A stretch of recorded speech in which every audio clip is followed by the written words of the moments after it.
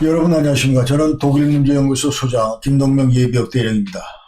1990년 10월 3일 날 독일이 통일이 됐고, 그래서 올해로서 이제 통독 30주년을 맞았습니다. 이와 관련해서 제가 독일 통일 교훈, 그리고 바람직한 우리 한반도 통일 방안에 대해서 지금 특강을 이어오고 있는데, 오늘이 19차째입니다. 그런데 이제 오늘로서 그 독일 통일 관련해서는 마지막 그 영상을 준비할 것 같습니다.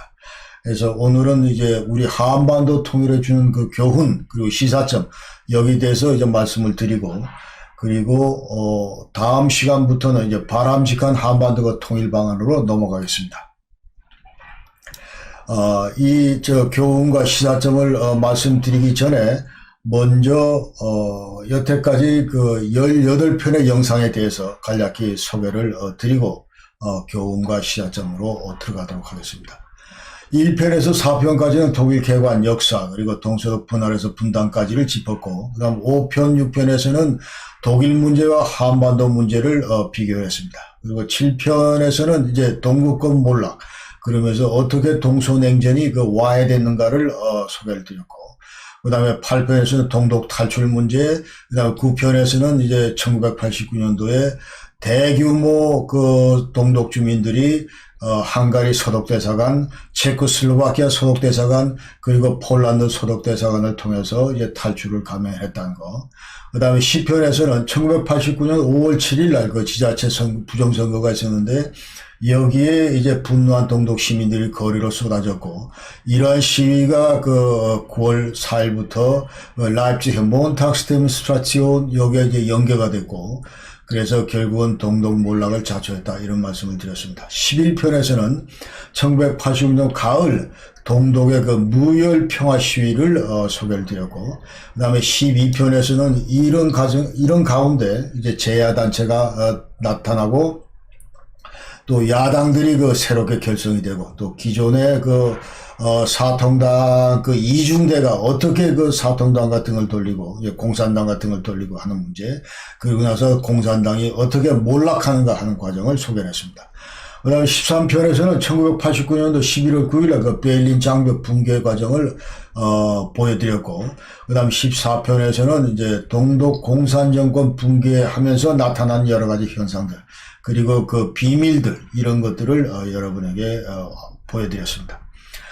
15편에서는 이제 동독이 그야말로 다른 대안이 일체 없고 통일만이 유일한 답이다 하는 것을 이제 해서, 동서독이 이제 통일을 향하기 위해서 서로 양독 간에 남아있는 여러 가지 과제들을 해결하는 그런 장면을 보여드렸고, 그 다음에 이 독일 문제가 역시 국제화 문제이기 때문에 전승 4개국이 이제 독일의 분단을 책임지고 관할하고 있었기 때문에 이 문제가 해결이 돼야 비로소 이제 독일이 완전 주권을 회복하는 그런 상황이기 때문에, 이와 같은 통일 장애물들이 결국은 2+4 협정으로 모두 사라졌다 하는 것을 16편에서 소개를 드렸고, 그 다음에 17편에서는 이제 90년 10월 3일 드디어 통일되는 과정, 그러면서 그 당시에 이제 남아있던 여러 잔잡은한 그런 정책들을 양독 간에 이제 전부 다 해결을 했고, 그 다음에 지난번에는 이제 통독 30년 종합평가를 했습니다.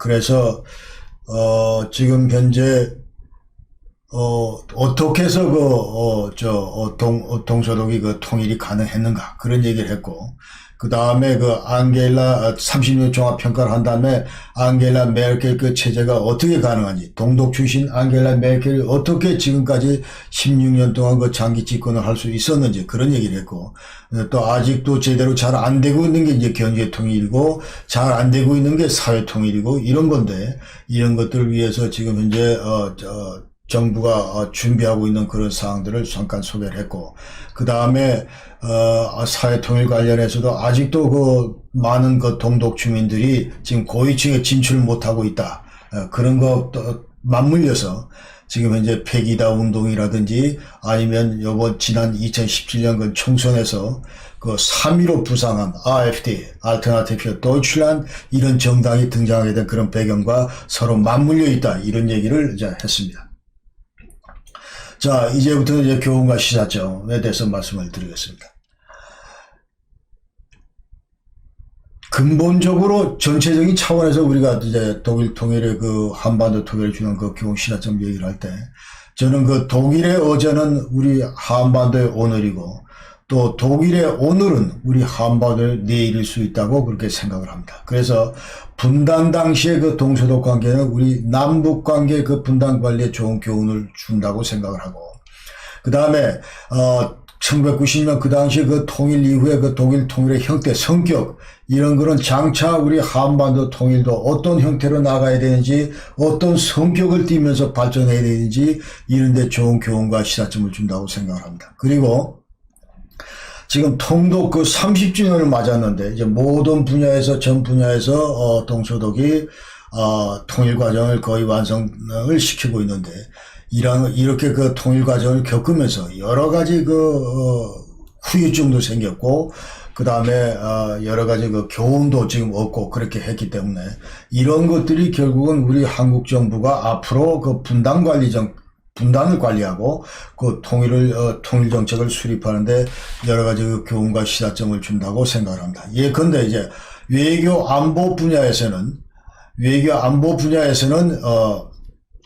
전승 4개국 통일 외교 이런 것들은 앞으로 우리 주변 4개 국가의 그 통일 외교에도 크게 도움을 줄 수 있다고 보고 그다음에 국내 정치 제도 분야, 그러니까 법적 분야 여기서도 이제 많은 교훈과 시사점을 우리가 끌어낼 수 있다고 봅니다. 그래서 예컨대 앞으로 통일 이후에 한반도도 이제 정치 제도를 대통령제로 할 건지 아니면은 무슨 뭐 북한 주민들을 고려를 해서 의원내각제, 독일식 연방제를 할 건지 이런 문제.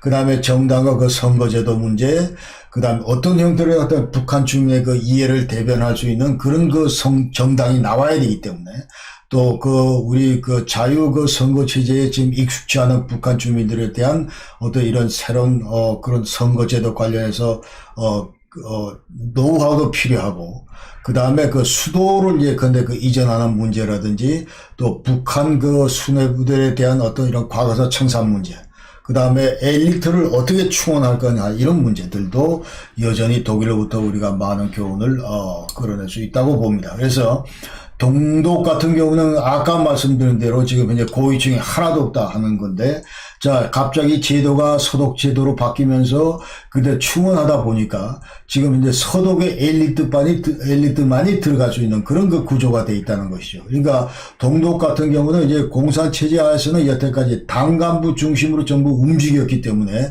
사실은 제대로 된 분야별 엘리트가 커 나올 수 없는 그런 환경이었다. 그런 것들이 계속 이어지면서 통일 이후에도 동독 주민들이 이제 고통을 받고 있다 이런 얘기죠. 그래서 당 간부 중심의 이런 시스템이 만약 우리 대한민국 시스템으로 바뀔 경우에 어떻게 엘리트를 충원해서 키워나갈 건가 하는 문제.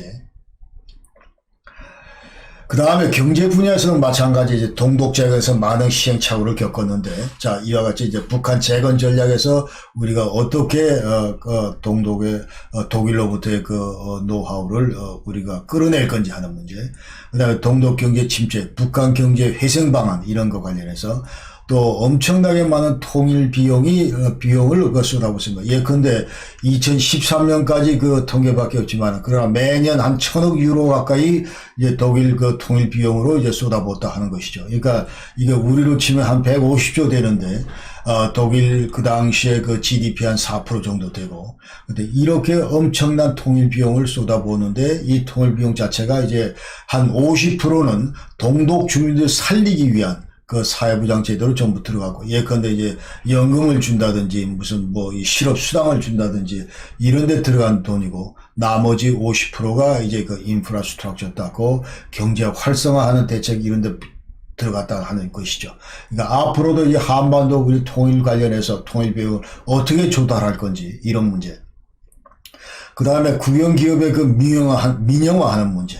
북한에서는 앞으로 북한의 지금 이제 모든 국영기업들을 어떻게 민영화할 건가. 이와 관련해서 독일의 노하우를 우리가 전수받을 수 있다고 생각을 합니다. 그리고 재정 이전 어떻게 대비할 건지, 화폐 통합은 어떻게 할 건지, 이런 문제들도 큰 이슈 중에 하나다, 통일 관련해서. 그 다음에 국방정책 관련해서 이제 남북 군사 통일 대비 방안 관련해서 많은 교훈을 끌어낼 수가 있습니다. 또 사회, 노동, 복지 분야에서도 사회복지제도라든지, 그 다음에 북한의 시장의 노동시장, 그 다음에 실업의 안정 대비 방안, 인구 안정화 대비 방안, 뭐 주택, 교통, 교육, 문화 이런 것 관련해서 우리가 많은 그 교훈을 끌어낼 수 있다고 생각을 합니다. 근데 지금 오늘은 이제 이와 같은 분야에 대해서 시간 때문에 이제 할 수가 없고, 앞으로 이 특강이 끝난 다음에는 이제 각 꼭지별로 하나씩 집어서 제가 별도의 그 영상들을 앞으로 준비해서 여러분을 찾아뵙도록 하겠습니다. 자, 먼저 오늘 이제 말씀드릴 거는 과거 이제 분단 당시로부터 이제 그러고 나서 통일로 이어지면서 과연 한반도 통일에서 어떤 그 교훈과 시사점을 주는지, 여기 대해서만 제가 집중해서 여러분에게 말씀을 드리겠습니다.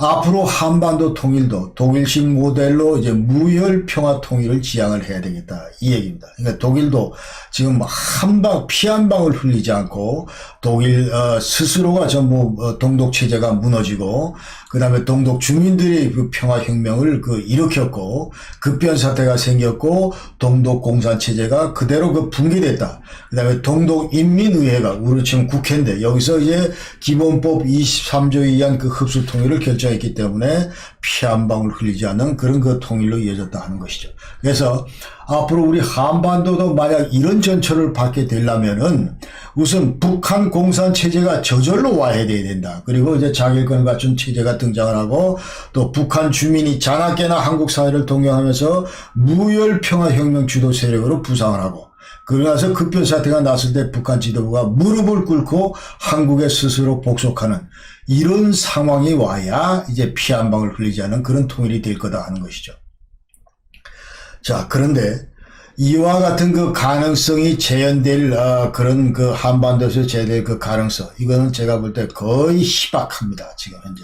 그렇기 때문에 만약 어떤 특단의 조치가 만약 없을 경우에 또 다른 분단 70년이 계속 이어질 거다, 한반도에는. 이렇게 저는 봅니다. 그래서 지금 현재 어떤 형태로든 이제 통일 만들기 정책을 우리가 주도적으로 수행을 해야 된다, 그런 생각을 합니다. 그래서 이제 태제는, 자, 2020년 북한이 이런 모습이고 1989년 동독의 이런 모습인데, 지금 현재 완전히 지금 현재 북한과 동독은 천양지차로 차이가 난다. 그래서 어떻게 하면은 지금 현재 북한을 1989년 동독 수준으로 정치 지도자의 인식도 바꿔나가고, 정치 문화도 바꿔나가고, 또 시민들의 의식들도 바꿔나가고, 또 양국 간의 군부 위상 이런 것도 바꿔나갈 수 있느냐는 거죠.